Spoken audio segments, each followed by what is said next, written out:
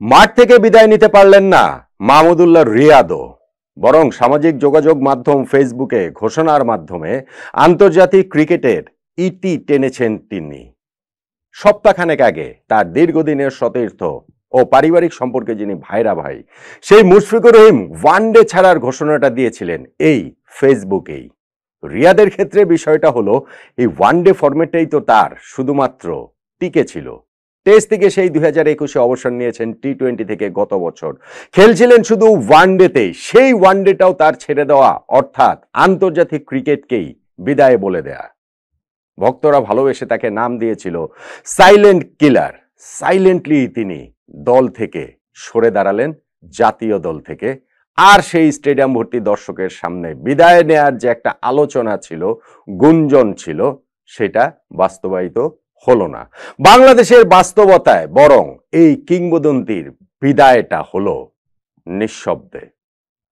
দেখুন, রিয়াদের টেস্ট ক্রিকেটের কথা যদি আপনি বলেন, আগে আমি বলি তার তিনি যে ওই যে অবসরের ঘোষণাটা দিয়েছেন তার ফেসবুকে, সেইখানটাতে তিনি ধন্যবাদ জানিয়েছেন তার দীর্ঘদিনের ওই সতীর্থ বলুন, পরিবার বলুন, সন্তানদের বলুন, সবার কথাই হচ্ছে গিয়ে তিনি ওইখানটাতে বলেছেন তার ভাই যিনি ক্রিকেটের সবসময় তার পাশে ছিলেন, সমর্থকদের ধন্যবাদ দিয়েছেন। শেষ দিক দিয়ে গিয়ে মাহমুদুল্লাহ রিয়াদ লিখেছেন হচ্ছে গিয়ে তার ওই ফেসবুক স্ট্যাটাসে শান্তি, পিসটা হচ্ছে গিয়ে পিএসি পুরোটাই হচ্ছে গিয়ে ক্যাপিটাল লেটারে লিখেছেন।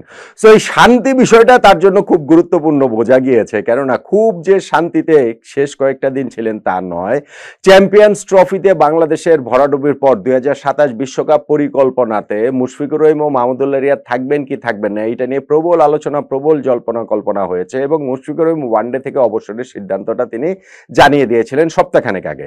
মাহমুদুল্লাহ রিয়াদ এই সপ্তাহখানেক টাইমটা কেন নিলেন, বা এই সপ্তাহখানেক টাইম নেওয়াতে আসলে কি অ্যাচিভ করলেন, বা ধরেন 2 দিন আগে যে আমাদের বিসিবি সেন্ট্রাল কন্ট্রাক্টভুক্ত ক্রিকেটারদের নাম প্রকাশ করলো, সেইখানে রিয়াদ নিজেকে রাখতে চান না বলে উল্লেখ করা রয়েছে প্রেস রিলিজটার মধ্যেই। সো 2 দিন পরেই তিনি এই অবসরের ঘোষণাটা দিলেন।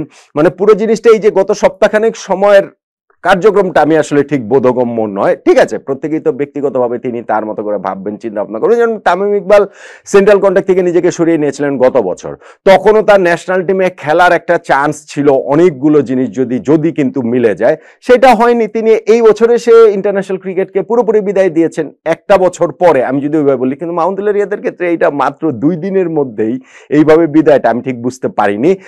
শুরুতেই সেখানে বলছিলাম যে ক্রিকেট বোর্ডের অপারেশনস কমিটি যিনি চেয়ারম্যান নাজমুল আবেদিন ফাহিম ভাই, তার সঙ্গে আলাপ আলোচনা হয়েছে রিয়াদের, সেইটা কি মাঠ থেকে বিদায়ের ব্যাপারে। মাঠ থেকে বিদায় আসলে কোন সিরিজটা, পাকিস্তানে ওয়ে সিরিজ নাকি আমাদের পাকিস্তানের পক্ষে যে একটা হোম সিরিজ খেলার কথা, পাকিস্তান আসার কথা, সেই সিরিজের পুরো সিরিজ নাকি একটা ম্যাচ, কি আলোচনা হয়েছে জানি না। কিন্তু এখন এটা বোঝা গেল যে রিয়াদকে আসলে মাঠ থেকে বিদায়টা হচ্ছে না, ফেসবুকে তার বিদায়টা এখানটাতে হয়ে যাচ্ছে।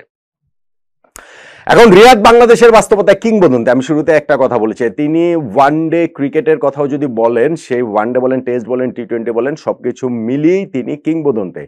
নট নেসেসারিলি, আমি আগেও বেশ কিছু ভিডিওতে বলেছিলাম যে পঞ্চপাণ্ডবের যে বাকি 4 জন, সেই 4 জনের ঠিক সমপর্যায়ের যে রিয়াদ বা এই একই ব্র্যাকেটবন্দি হওয়ার মতো আমার কাছে সেটা কোনোদিনই মনে হয়নি।